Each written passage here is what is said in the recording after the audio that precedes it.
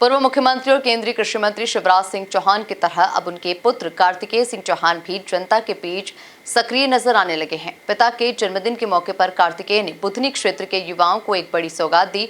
भेरुंदा में निःशुल्क मामा coaching class की शुरुआत की गई है। इस पहल को कार्तिकेय की बढ़ती राजनीतिक सक्रियता से भी जोड़कर देखा जा सकता है।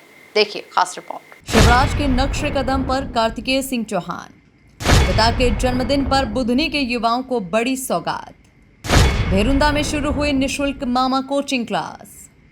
बुधनी में बढ़ रही कार्तिकेय चौहान की सक्रियता। पिता की तरह जनता के बीच सक्रिय हैं कार्तिकेय।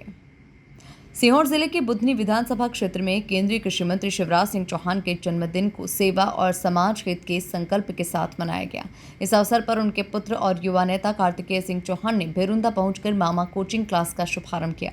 इस कोचिंग सेंटर के माध्यम से क्षेत्र के युवाओं को प्रतियोगी परीक्षाओं की निःशुल्क तैयारी कराई जाएगी, जिससे आर्थिक रूप से कमजोर परिवारों के छात्र भी अपने सपनों को साकार कर सके।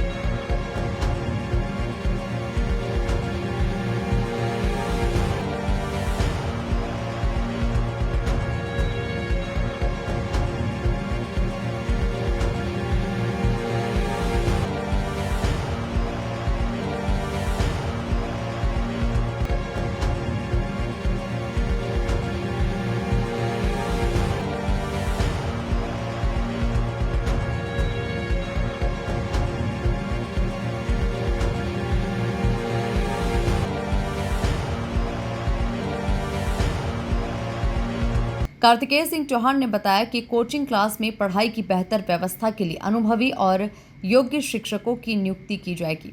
साथ ही विद्यार्थियों को पढ़ाई के लिए आवश्यक संसाधन और बेहतर वातावरण भी उपलब्ध कराया जाएगा, ताकि वे प्रतियोगी परीक्षाओं में सफलता हासिल कर सके। इस पहल का उद्देश्य ग्रामीण क्षेत्र के प्रतिभाशाली युवाओं को शिक्षा के माध्यम से रोजगार के बेहतर अवसर उपलब्ध कराना है।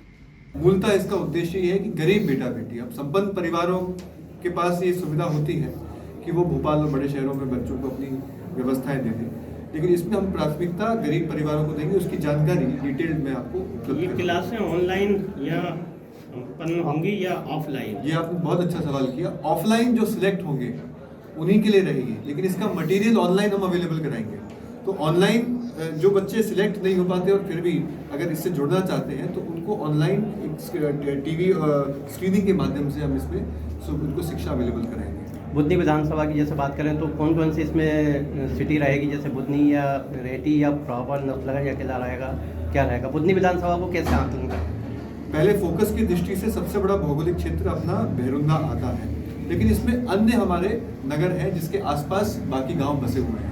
तो अगर बुधनी में आती है तो स्वाभाविक है कि ये उन नगरों में आएगी जहां पर शिक्षकों को लाने और रखने की और उनको बेसिक सुविधाएं देने की व्यवस्थाएं हों।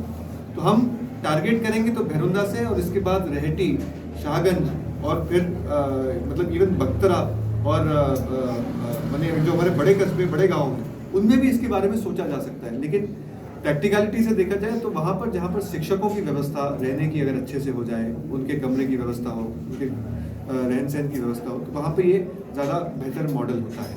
और दूसरा भवन जो मैं मतलब जैसा कि मैंने कहा कि ये क्योंकि समाज के लिए कार्य है, तो हम इसमें नगर परिषद का भी हम सहयोग लेंगे।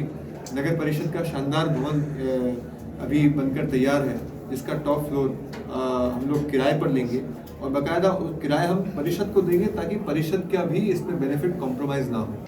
स्थानीय स्तर पर कार्तिकेय सिंह चौहान की ये पहल इसीलिए भी चर्चा में है क्योंकि वे लगातार बुधनी क्षेत्र में सक्रिय नजर आ रहे हैं। चाहे सामाजिक कार्यक्रम हो या युवाओं से संवाद हो या फिर विकास से जुड़ी पहल, कार्तिकेय लगातार लोगों के बीच पहुंच रहे हैं।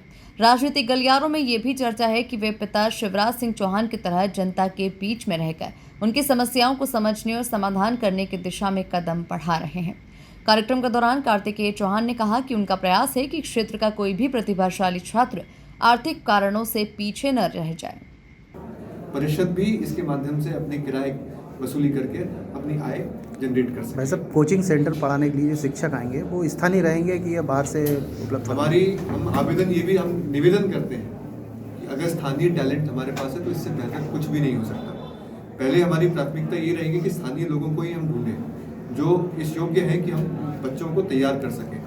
लेकिन ज़रूरत पड़े तो हम भोपाल से भी और इंदौर से भी, और मैं तो ये चाहूँगा कि अगर बेहतर कोई व्यक्ति है और वो ऑनलाइन जुड़ सके हमारे पास, तो ऐसी क्लासरूम्स भी हम तैयार करना चाहेंगे जिसमें वर्चुअली बड़े बड़े शहरों से भी शिक्षक उपस्थित हो। और एक चीज़ और, क्योंकि हम केवल एक कोचिंग सेंटर की इसमें योजना नहीं है, हम बच्चों का सर्वाधिक विकास करना चाहते हैं, तो कुछ ऐसे सेशंस भी हम इसमें इंक्लूड करेंगे जो बच्चों को रोजगार के जो नए अवसर बदलते हुए परिवेश में दुनिया के आते जा रहे हैं, एआई से जुड़ी हुई जो रोजगार की संभावनाएं हैं, इलेक्ट्रॉनिक व्हीकल संबंधी जो मार्केट अब धीरे धीरे जनरेट हो रहा है, सोलर रिन्यूएबल एनर्जीज में जो नया काम हो रहा है, इन सब से अवगत कराना।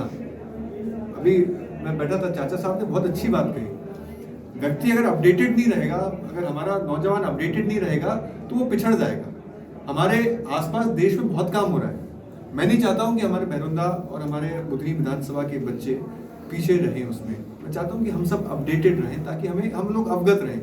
और बाहर भी अगर हमारे बच्चे पलायन कर रहे हैं, काम ढूंढने जा रहे हैं, तो वो इस बात से अवगत रहें कि कौन से सेक्टर हमारे देश में बहुत तेजी से बढ़ते जा रहे हैं और किन सेक्टर में रोजगार की ज़्यादा अपॉर्चुनिटीज़ हैं। तो कुल मिला के एक अभियान है, इस अभियान में हम बहुत सारे अंग जोड़ने वाले हैं। हम लोग खेल के क्षेत्र में हम लोग काम कर सकते हैं, तो शिक्षा के क्षेत्र में काम करना भी हमारा इक्वली इम्पोर्टेंट हमारा रोल होना चाहिए। इस उद्देश्य के साथ हम लोग बड़े हैं। आप सबकी हम लोग शुभकामनाएं भी चाहेंगे, आप सबका आशीर्वाद भी चाहेंगे, आप सबका स्नेह और साथ भी चाहेंगे।